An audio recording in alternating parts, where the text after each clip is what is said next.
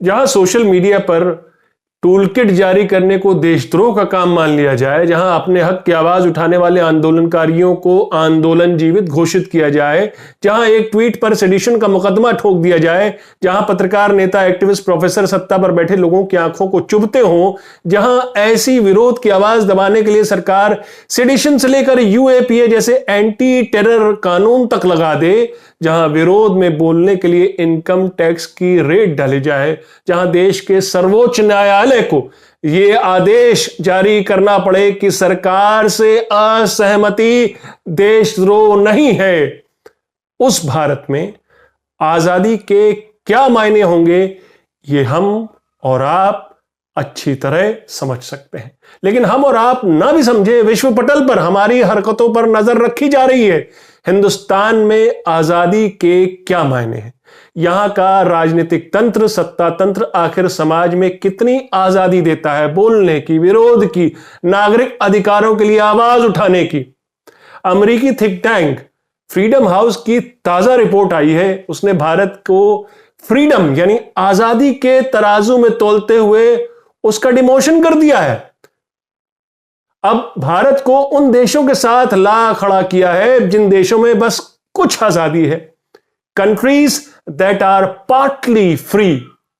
भारत का स्कोर 71 से 67, 71 से 67 पर गिरा है और वो फ्री देशों की लिस्ट से बाहर होकर पार्टली फ्री देशों की लिस्ट में आ गया।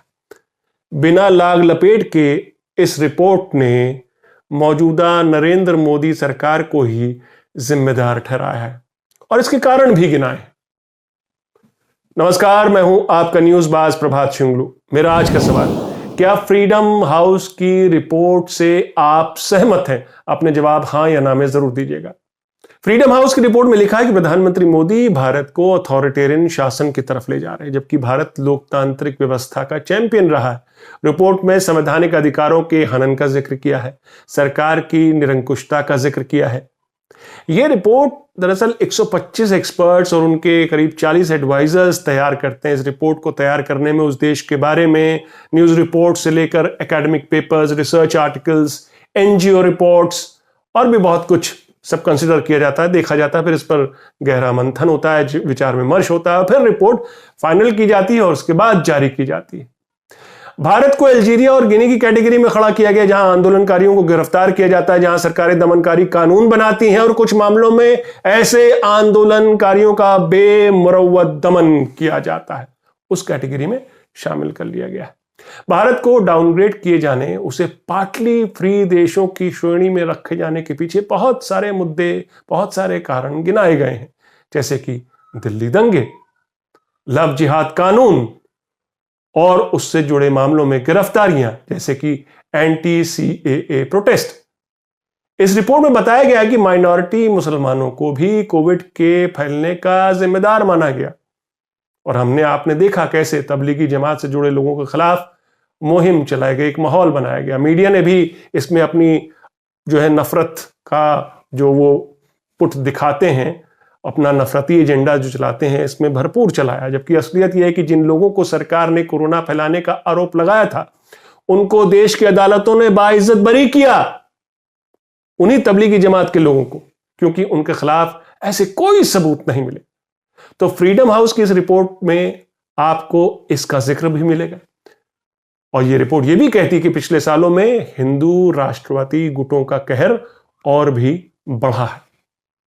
चूंकि टीवी न्यूज चैनल अब सरकार का ही भोंपू बन चुके हैं, इसलिए सरकार ने अब सोशल मीडिया को रेगुलेट करने की ठानी है। सरकार विरोधी आवाजें अब वहीं पर सबसे ज्यादा दिख रही हैं। पिछले हफ्ते ही सरकार ने सोशल मीडिया के लिए, उसको रेगुलेट करने के लिए नई गाइडलाइंस जारी की हैं। एक खबर यह भी आई कि कोरोना के टाइम में सरकार ने एक ग्रुप ऑफ मिनिस्टर्स बनाया, जिसको यह काम सौंपा गया कि आप स्ट्रेटजी बनाइए कि जो सरकार के खिलाफ नेगेटिव इन्फ्लुएंसर्स हैं, नेगेटिव पब्लिसिटी को कैसे टैकल किया जाए, उनसे कैसे डील किया जाए, ऐसे लोगों से उन पर कैसे नजरें रखी जाए। इस खुलासे के बाद कांग्रेस ने आज सरकार पर तीखा हमला बोला है। आपको ये इसीलिए करना पड़ा क्योंकि कहीं ना कहीं हम दो और हमारे दो की ये सरकार जो है वो हर वो कदम ऐसा उठाती है जिसमें लोगों का भला नहीं होता है, चंद पूंजीपतियों का भला होता है और इसीलिए शायद आपको ये नैरेटिव बिल्ड करना पड़ता है, और अभी मैं आगे एक्सप्लेन आपको जरूर करूंगी। क्योंकि एक्सेस है इस रिपोर्ट का, मैंने ये रिपोर्ट पढ़ी है, कुछ इसमें से जो एक्सर्प्ट्स हैं वो जरूर आपके साथ पढ़ना चाहूंगी। स्मृति ईरानी जी का कहना है 50 नेगेटिव इन्फ्लुएंसर्स को electronic media monitoring centre of the ministry of I&B track करेगा और 50 पॉजिटिव इन्फ्लुएंसर्स को भी ट्रैक करे, और कोशिश ये रहेगी कि 50 पॉजिटिव इन्फ्लुएंसर्स 50 नेगेटिव इन्फ्लुएंसर्स को न्यूट्रलाइज करे। ये बीजेपी की आईटी सेल नहीं करेगी, ये मिनिस्ट्री ऑफ आईएनबी की इलेक्ट्रॉनिक मीडिया मॉनिटरिंग सेंटर करेगी। पार्टी की काम जो ट्रोल आर्मी करती थी, अब वो सरकार के तंत्र करेंगे। मेरा सवाल इस पे है कि भाई इन लोगों के साथ क्या करिएगा? अगर वो नेगेटिव लोगों को, आप इन्फ्लुएंसर्स को ट्रैक करिएगा, तो उनके साथ क्या किया जाएगा? वापस लौटता हूं फ्रीडम रिपोर्ट पर, जिसमें कहा गया कि पिछले साल विरोधियों और क्रिटिक्स की आवाज को दबाने की कोशिश हुई। कोविड के दिनों में लॉकडाउन बेतरतीबी से किया गया, जिसकी वजह से लाखों माइग्रेंट वर्कर्स को उस संक्रमण के दौरान पैदल अपनी जान जोखिम में डालकर अपने गांव लौटना पड़ा। यानी कि सरकार को इस वर्ग की भी कोई चिंता नहीं रही। अब यह भी कहा जा सकता है कि किसी को हमारे बारे में बोलने का क्या हक है, फ्रीडम हाउस हो या कोई भी और अंतरराष्ट्रीय संस्था। लेकिन इंटरनेशनल इमेज बनाने की कोशिश तो हर देश करता है। वेम्बले से लेकर ह्यूस्टन तक हाउडी मोदी के नारे गूंजते हैं। दुनिया के तमाम बड़े स्टेडियमों में पहुंचकर बताया जाता कि भारत विश्व स्टेज पर झंडे गाड़ रहा है। लेकिन फिर कोई इंटरनेशनल रिपोर्ट आती है जो सरकार के फेवर में है, तो बताया जाता कि देखा, हमने कहा था ना कि हम विश्व गुरु बनने से हमें कोई नहीं रोक सकता, मोदी है तो मुमकिन है।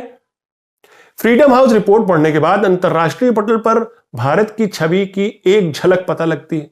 हम इक्वाडोर के मुकाबले आ खड़े हुए हैं। हालांकि हम पाकिस्तान, अफगानिस्तान, बांग्लादेश से फिर भी ऊपर है रैंकिंग में, लेकिन क्या हमारा मुकाबला इन देशों से होना चाहिए? स्कैंडिनेवियन देश जैसे कि फिनलैंड, स्वीडन और नॉर्वे दरअसल टॉप रैंकिंग देश हैं, लेकिन ऐसे फ्री देशों में विश्व की आबादी की महज 20% से कम लोग रहते हैं। फ्रीडम इंडेक्स पर सबसे नीचे देशों में तिब्बत और सीरिया है। सवाल यह है कि पड़ोसी चीन की जीडीपी भारत की जीडीपी से 5 गुना ज्यादा है। सुपर पावर अमेरिका को चीन मुकाबला दे रहा है। भारत के पास तो लोकतांत्रिक परंपराओं की अथाह जीडीपी है, लोकतांत्रिक मूल्यों की जागीर है। फिर क्या हमें उन्हें सहेज कर नहीं रखना चाहिए? क्या यह रास्ता हमें विश्व गुरु नहीं बना सकता? मेरा आज का सवाल दोहराता हूं, क्या फ्रीडम हाउस की रिपोर्ट से आप सहमत हैं? अपने जवाब हां या ना में जरूर दीजिएगा। तो ये थी आज की न्यूज़बाजी। फिर मिलेंगे एक नई न्यूज़बाजी के साथ। तब तक के लिए नमस्कार।